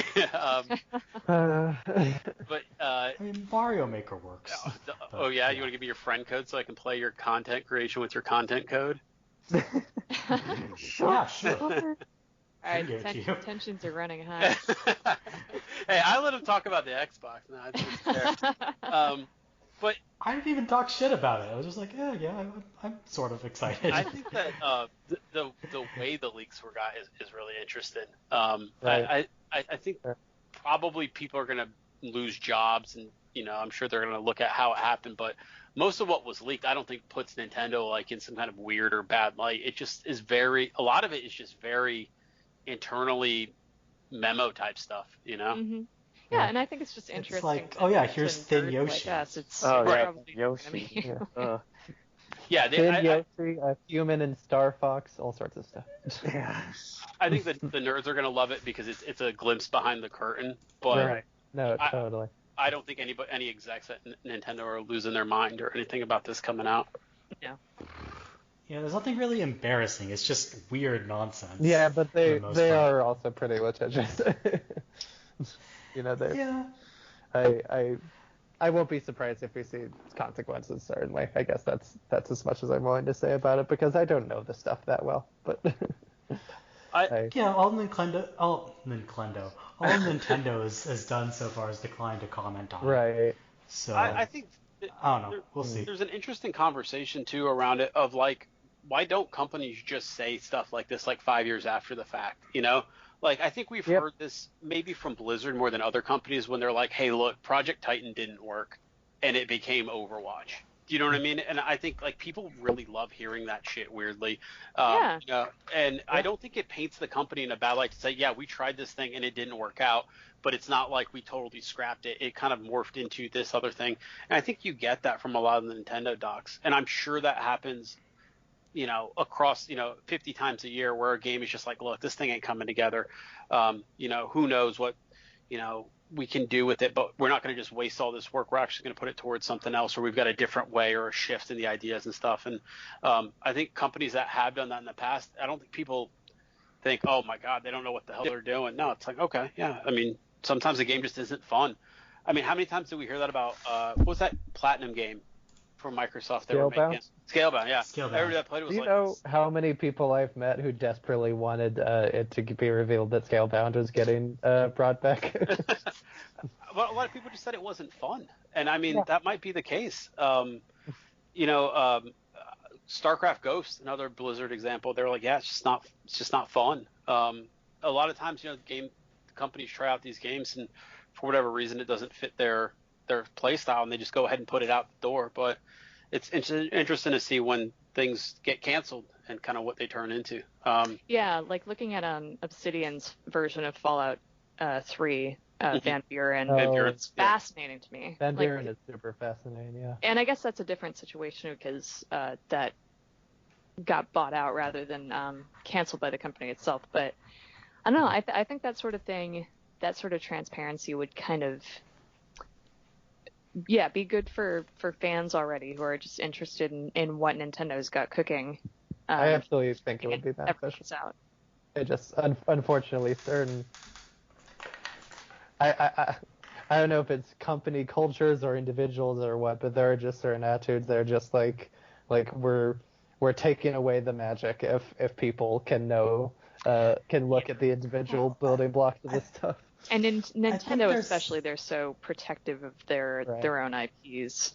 But I think this is sort of a double-edged sword, though, and it's not me trying to like defend a corporation, because you all know how I feel about corporations. Yep. Do you feel good about that? They're our friends. Got a big old sign as us. Go corporation. It's more like artists don't necessarily want to show off work in progress, if that makes any sense. Right. Like sometimes the creative process is kind of your own private thing, and like I don't know, if you like, I work in say research, and if I'm saying say research, I do work in research. If I put out like a half-finished research project where the stats were done all wrong, and I'd screwed up an equation here and there, and then that was what got leaked onto the internet, it would be kind of embarrassing for me, because you'd see all my screw-ups laid bare, instead of a polished product that was what I actually wanted to show off to the world. That's completely fair.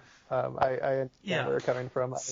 I understand secrecy on that level, but I also think that there's kind of the companies can be overprotective of the development process. Sometimes developers and artists do kind of want to open up about the process that got them there, and they can't always, express that everything they want to say about it. Yeah. Go ahead. In some ways, I still believe that in the longer term, there is more to lose from keeping this stuff inaccessible than not. Well, I think it can be baked into the culture too. Like Double Fine, right? I mean, they released their Game Jam games. I mean, as like you can go buy their little weird, hey, we threw this together in 2 hours, and it became Costume Quest in a weird way, or something like that. I mean, there's companies that are very much embrace that. Hey, if you want to see our warts and all stuff that we just kind of kicked around and worked on, or early versions or demos and stuff, I think there's companies that are okay with that, and I think there's some that aren't. Nintendo very much feels like one that isn't, and I wouldn't be surprised if they were a little bit more upset than this, than maybe, I don't know, another company who was like, yeah, hey, we dug up this treasure trove of their early kicked around ideas, from Gearbox, and he left the USB.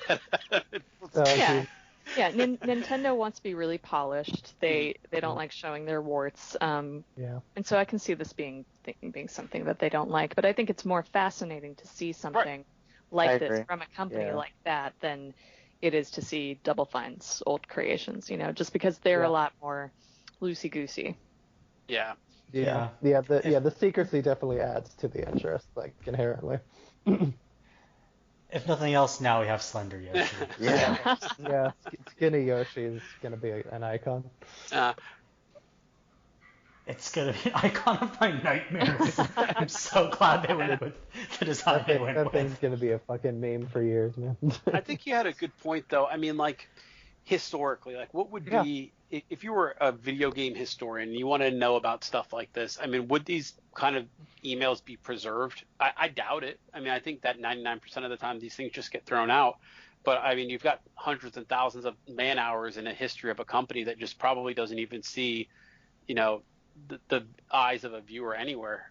Would it be something worth saving as some kind of archive and saying, look, here's the development process of, the Halo series from concept at Bungie to handing it over to 343 to, like, if you could see that kind of level of a game series that you cared about, I think a lot of people would really like that, as a concept to kind of just relive you've seen more developer diaries and vlogs and stuff like that for designs and stuff lately, but I wonder if there's like a historical concept for these companies to say, hey, we should preserve like not just the art itself, but like also how the art got made. Yeah, like a process.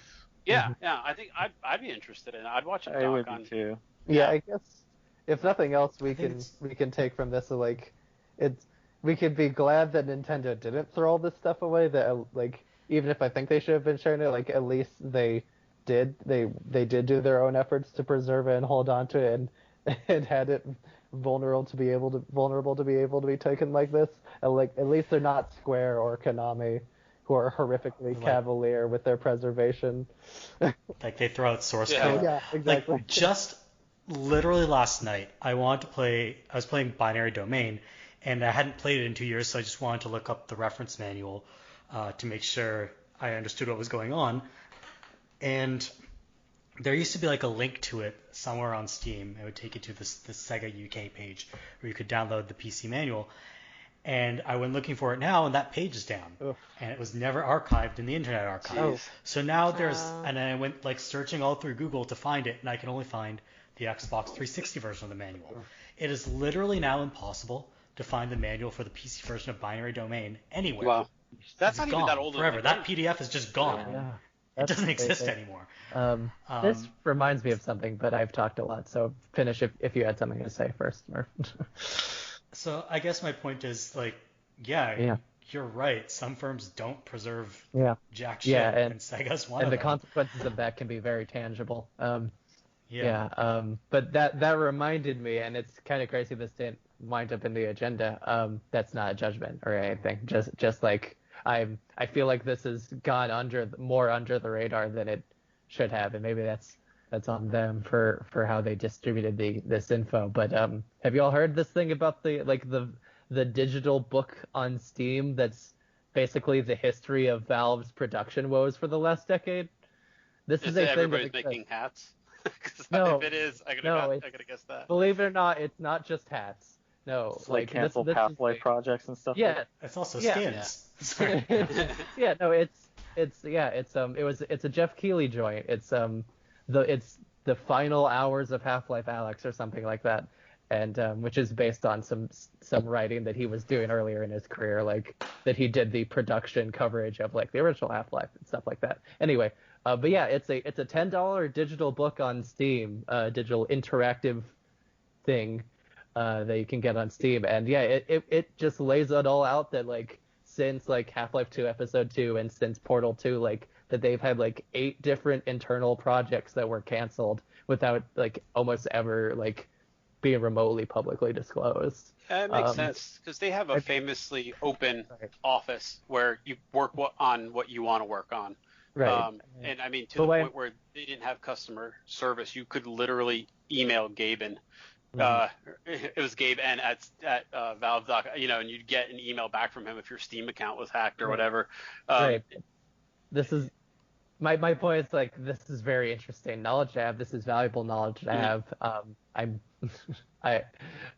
concerned both of people like being less aware of it than they could be, and that like from that like the Valve's distribution model for it. This fucking just you have to buy it on Steam to learn this absolutely insane amount of historical info that they were refusing to disclose for so long. Like, I'm worried about, in the long term, will that Steam page also be shut down? And will all that info that feels pretty crazy and valuable and substantial that was under lock and key for so long will be just like that? It'll be gone again. I'm going to admit that I just haven't seen anybody talking about this anywhere. I heard about it from like not on Twitter, not in any video game news sites, not on Reset Era, just like nowhere I would normally go. Yeah, that's fair. The coverage of it has been really weird. I saw it talked about on Giant Bomb, and I saw it talked about a little bit on Twitter. That's all I had seen. But I like deep dived into it after that. So it's actually good to know. Yeah. I'll put it in the link dump because I think it's important for people to have access to this kind of knowledge. If for nothing else, when everybody agrees that knowledge should be out there, I think it's insightful for people to be able to follow the development process. Yeah. Any other thoughts before we call this podcast to a close? All right. I had one more criticism of Xbox. Come on. Save it for the post show. I could do it like 60 seconds, like straight up. I can really keep it punchy. I feel like in terms of the games that they chose to focus on in their show, they're also not doing a great job to sell the value of Game Pass, which is undeniable in its existence. But like, so many of the games that they're focusing on don't seem to lend themselves well to that model of just like, oh, I can access this without additional fees, and like it'll be a quick fun experience and then move on to the next thing.